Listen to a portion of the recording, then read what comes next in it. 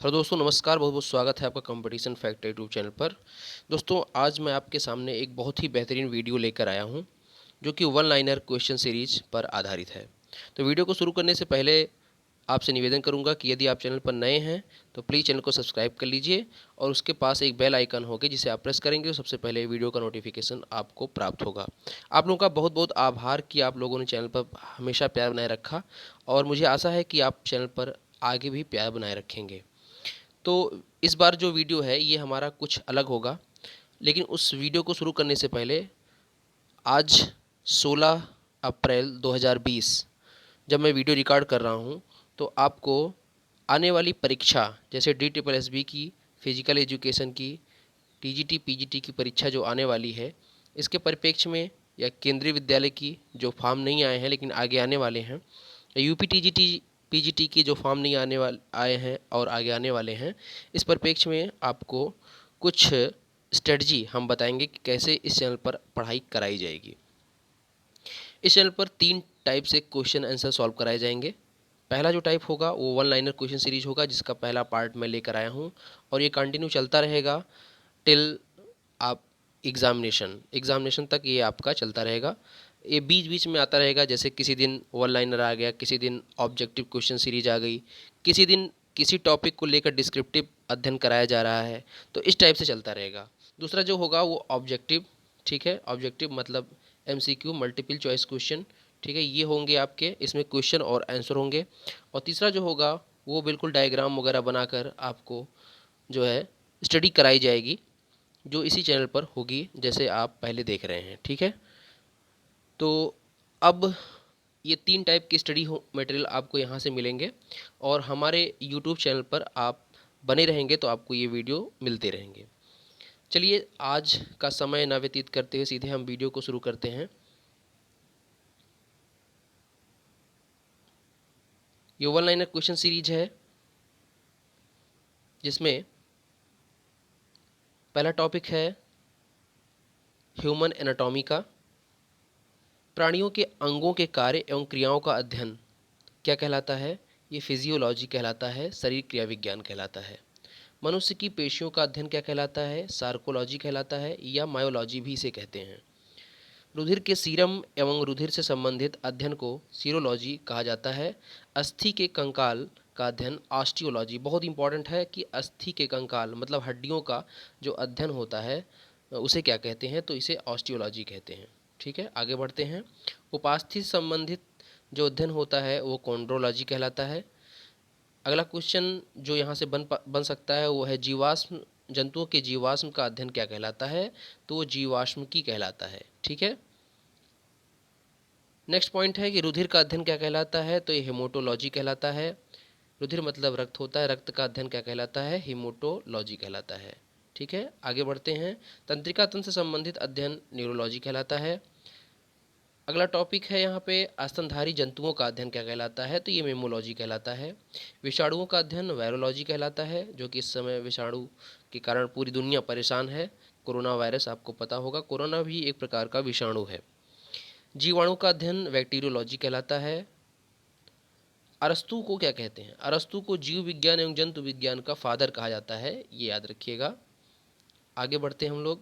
Gregor John Mendel को अनुवांशिकी मतलब अनुवांशिकी मतलब होता है कि एक पीढ़ी से दूसरी पीढ़ी में जो गुण स्थानांतरित होता है उसे अनुवांशिकी कहते हैं। इसका फादर माना जाता है किसको? ग्रेगर जॉन मेंडल को।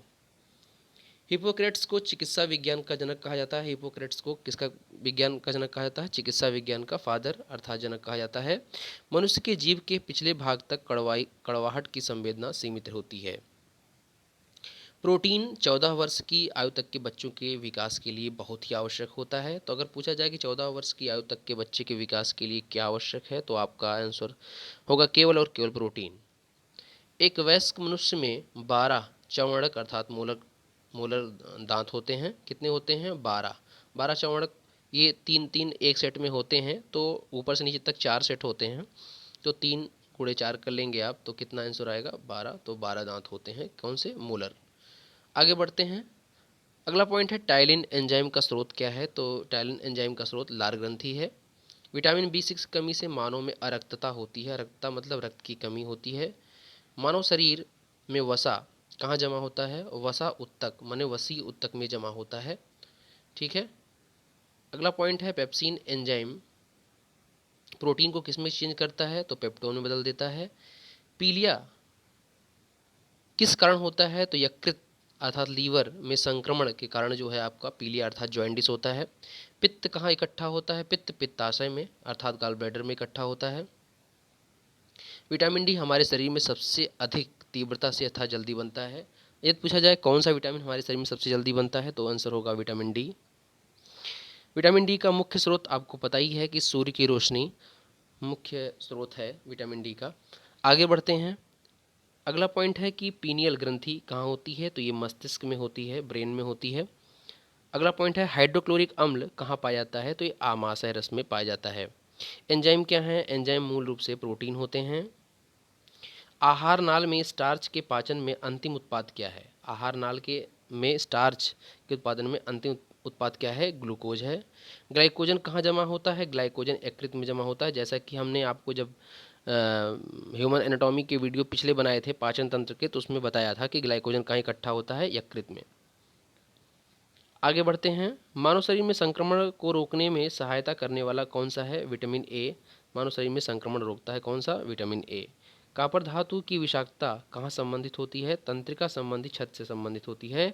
अगर कॉपर धातु की विषाक्तता शरीर में आ जाए तो कौन सा हमारा सिस्टम प्रभावित होता है? नर्वस सिस्टम अर्थात तंत्रिका तंत्र। आंवले में पर्याप्त विटामिन सी होता है, जो कि आपको पता ही होगा। अगला प्रश्न जो यहाँ से बन सकता है वो क्या बन सकता है? रेनिन का उत्पाद 8 वर्ष तक की उम्र तक होता है या दूध में उपस्थित, यह क्या करता है? दूध में उपस्थित कैसीन को कैल्शियम पैराकैसिनेट में बदल देता है। रेनिन क्या करता है? रेनिन दूध में उपस्थित कैसीन को कैल्शियम पैराकैसिनेट में बदल देता है, जिसके कारण दूध थक्के के रूप में बदल जाता है। जिस कारण दूध क्या होता है? थक्के के रूप में बदल जाता है और इसका पाचन पेट में आसानी से हो जाता है। ठीक है।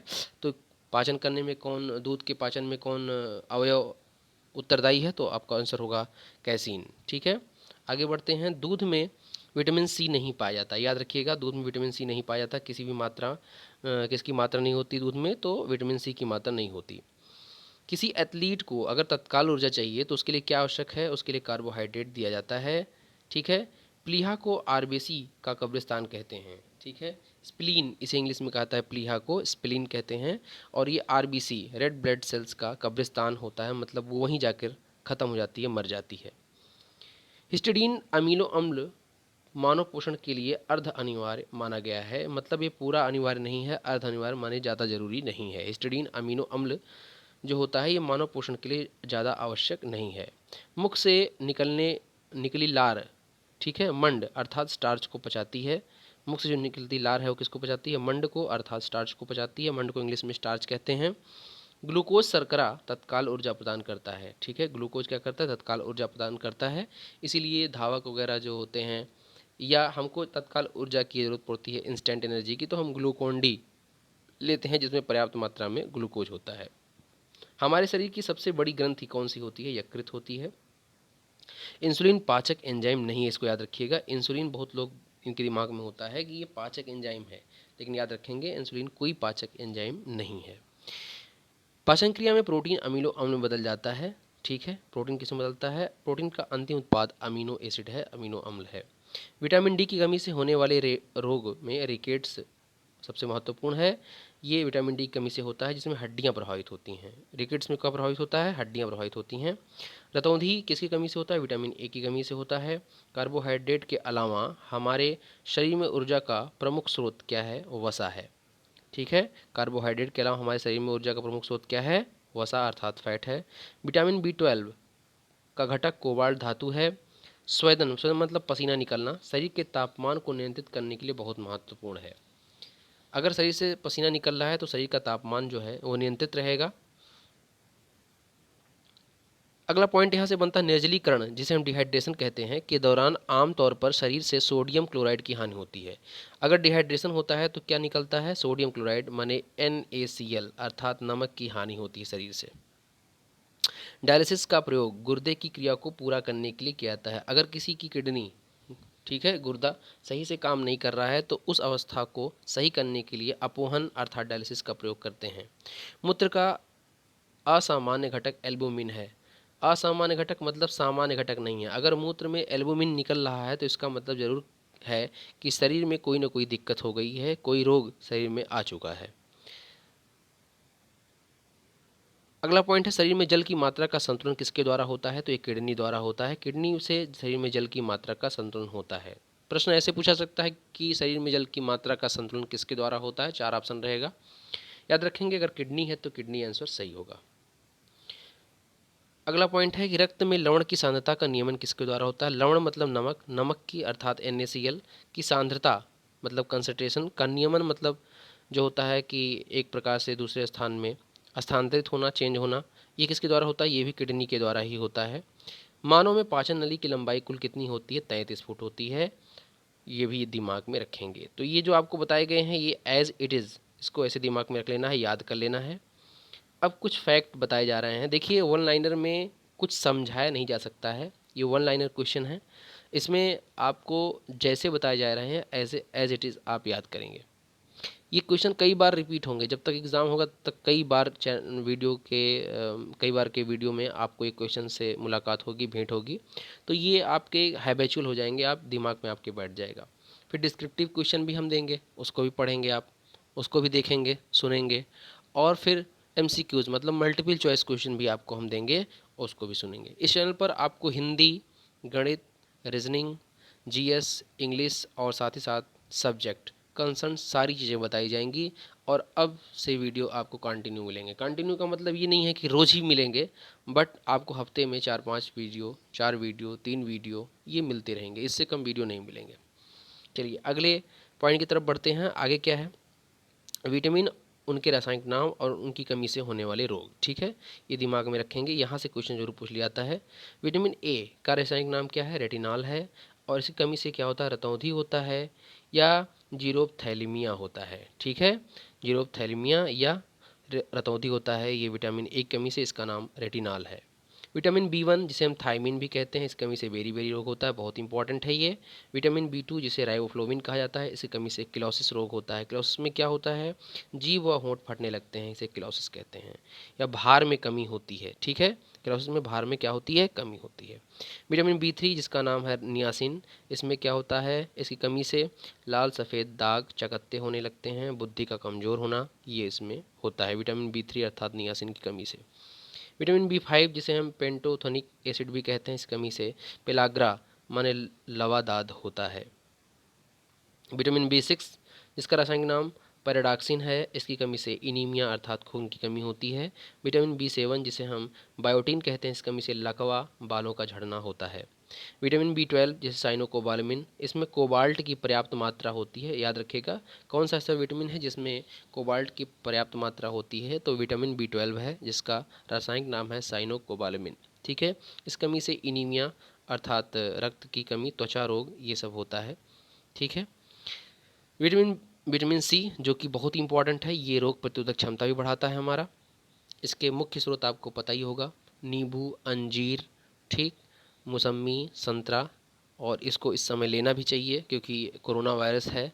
तो अगर आप विटामिन C की पर्याप्त मात्रा लेंगे तो आपका इम्यूनी सिस्टम सही रहेगा। तो इसका रासायनिक नाम क्या है? स्कर्विक एसिड है, और इसकी कमी से स्कर्वी होता है। विटामिन D जिसका वैज्ञानिक नाम है कैल्सीफेरॉल, इस कमी से सूखा रोग, रिकेट्स, ये होता है। और बच्चों में और बड़ों में ऑस्टोमेलेसिया होता है। विटामिन ई का रासायनिक नाम टेकोफेरॉल है, इसकी कमी से जनन शक्ति अर्थात प्रजनन शक्ति का कम होना, ये रोग होता है। विटामिन के जिसका नाम है फिलोक्विनोन, ठीक है, रासायनिक नाम फिलोक्विनोन है, इस कमी से रक्त का थक्का नहीं बनता, अर्थात जहाँ ब्लीडिंग होती है वहाँ होने ही लगती है, रुकती ही नहीं है, रक्त जम नहीं पाता। विटामिन B9 इसे हम फॉलिक एसिड कहते हैं, इस कमी से इनीमिया, रक्त कमी या कुंठित वृद्धि अर्थात लगातार शरीर की वृद्धि या विकास नहीं हो पाता। ठीक है, तो ये विटामिन थे और विटामिन के रासायनिक नाम, उनसे होने वाले रोग। इससे बाहर विटामिन के परिप्रेक्ष्य में एग्ज़ाम में पूछा नहीं जाता है। एक एक टॉपिक को हम लोग कवर करेंगे, कुछ भी छूटने नहीं पाएगा। बस विश्वास बनाए रखिए इस चैनल पर, और चैनल पर जैसे प्यार आप बनाए रखे हैं उसी प्रकार प्यार बनाए रखें। इस वीडियो में इतना ही, नेक्स्ट वीडियो में आपसे जल्दी मुलाकात होगी, तब तक के लिए नमस्कार। अपना स्वास्थ्य सही रखिए, अपना ख्याल रखिए, घर पर रहिए, सुरक्षित रहिए। जय हिंद, जय भारत।